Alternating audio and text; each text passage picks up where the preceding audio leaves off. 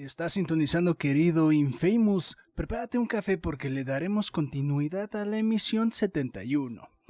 Cuando pensamos en Resident Evil, pensamos en héroes. Pensamos en Leon S. Kennedy, en Jill Valentine, en Claire Redfield. Pero casi nunca pensamos en los otros, en los que no tienen nombre, en los que no tienen cinemática, en los que mueren fuera de cuadro. Y sin embargo, son ellos quienes construyen el verdadero terror de Resident Evil. El civil en Raccoon City no eligió nada. No eligió el virus, no eligió a Umbrella, no eligió convertirse en una estadística. En la ciudad de Raccoon City, el ciudadano promedio vivía una rutina normal. Trabajo, familia, problemas comunes, hasta que el virus T convirtió lo cotidiano en una pesadilla biológica. Desde el punto de vista psicológico, el civil representa el colapso de la normalidad. Es el reflejo de algo que todos tememos, perder el control absoluto sobre nuestro entorno. Cuando encuentras una nota en un apartamento donde alguien escribe, creo que mi esposa ya no me reconoce, me mira como si fuera comida. Eso no es un enemigo, es una tragedia íntima. El civil simboliza vulnerabilidad y ahí está la conexión emocional más fuerte con la audiencia. Porque tú y yo no somos Leon. Somos el que cerraría la puerta con la mano temblando. Somos el que escondería a su hijo debajo de la cama. Y ese terror es profundamente humano. El policía en Resident Evil es una figura aún más devastadora, porque sí eligió proteger, sí juró servir, sí creyó en el orden. La comisaría del RPD, Departamento de Policía de Raccoon City, por sus siglas en inglés, no es un escenario icónico, es el símbolo de la caída de la autoridad, de la impotencia institucional. Muchos oficiales murieron defendiendo posiciones imposibles. Otros escribieron en sus diarios cómo la paranoia empezó a consumirlos.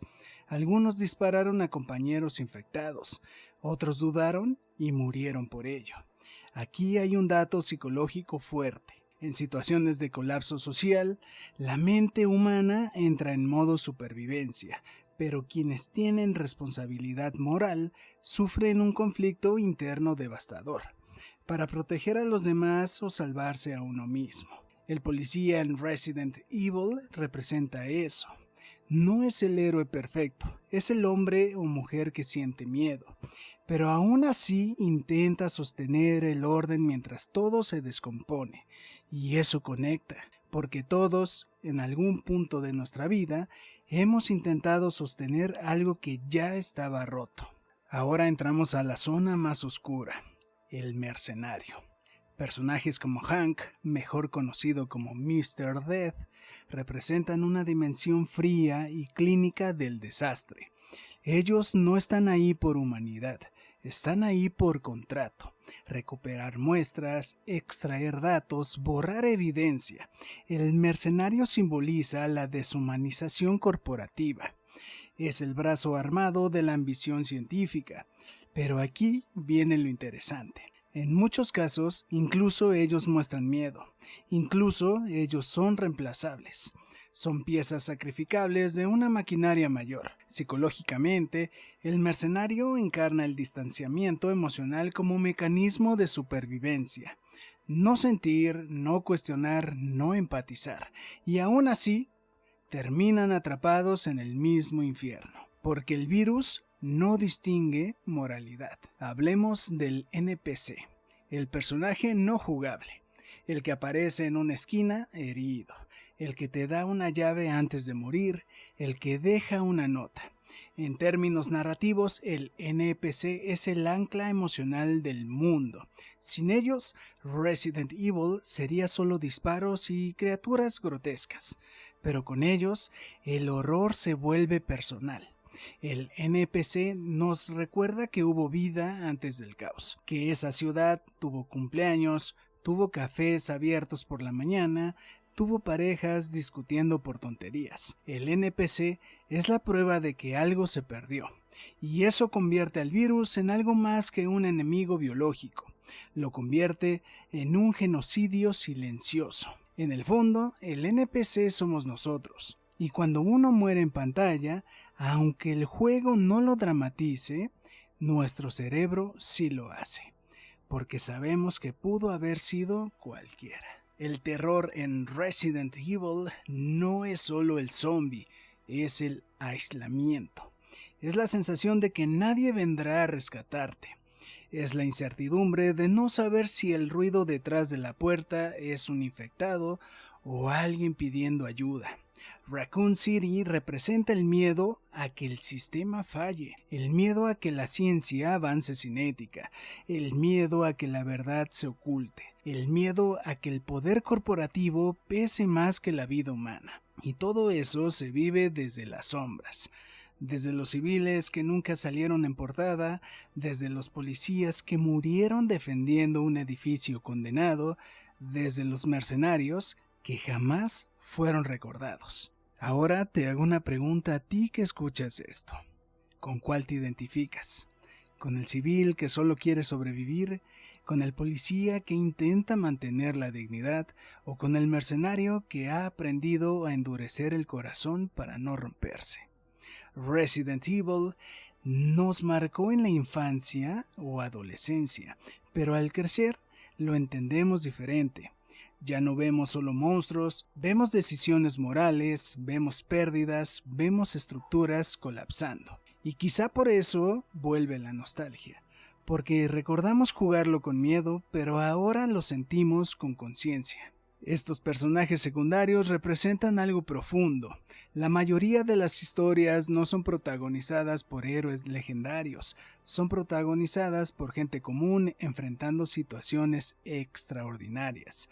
Y eso es lo más perturbador de todo, porque nos recuerda que si el mundo colapsara mañana, probablemente no seríamos los que salen en la portada, seríamos los que dejan una nota, los que intentan resistir, los que luchan en silencio. Resident Evil no es solo una historia de virus, es una historia sobre fragilidad humana, sobre moralidad en crisis, sobre lo que queda cuando la civilización se derrumba. Y quizá por eso seguimos volviendo a Raccoon City, porque en sus calles infestadas, en sus pasillos oscuros, en sus notas escritas con sangre, nos encontramos a nosotros mismos. Cuando hablamos de Resident Evil, casi siempre hablamos de los sobrevivientes icónicos, de las criaturas, de las armas, de las mutaciones grotescas. Pero lo que realmente sostiene el peso emocional de la saga son esas vidas invisibles que quedaron atrapadas entre el brote y el encubrimiento. El civil representa nuestra vulnerabilidad, el policía representa nuestra lucha por mantener el orden interno cuando todo afuera se derrumba. El mercenario representa esa parte fría que a veces desarrollamos para no quebrarnos ante el horror. Y el NPC, ese personaje sin nombre, es el espejo más honesto de todos. Porque Resident Evil no solo nos enseñó a administrar balas y hierbas verdes, nos enseñó que el verdadero terror no es el zombie que golpea la puerta, sino la conciencia de que la normalidad puede morir en cuestión de horas. Hoy en directo hemos dejado claro que Raccoon City no cayó solo por un virus. Cayó por ambición, por silencio corporativo, por decisiones tomadas en oficinas lejos del caos. Y en medio de eso quedaron atrapadas historias mínimas, pequeñas tragedias que el jugador reconstruye a través de notas, cuerpos, susurros ambientales. Ahí está la grandeza narrativa, porque mientras seguimos a héroes como Leon S. Kennedy o Jill Valentine, el mundo se siente real gracias a aquellos que no tuvieron segunda oportunidad. Y quizá por eso duele volver, porque ya no es solo nostalgia gamer, es memoria emocional. Es recordar que cada partida hubo alguien que no logró escapar. Y en ese eco estamos nosotros, los olvidados.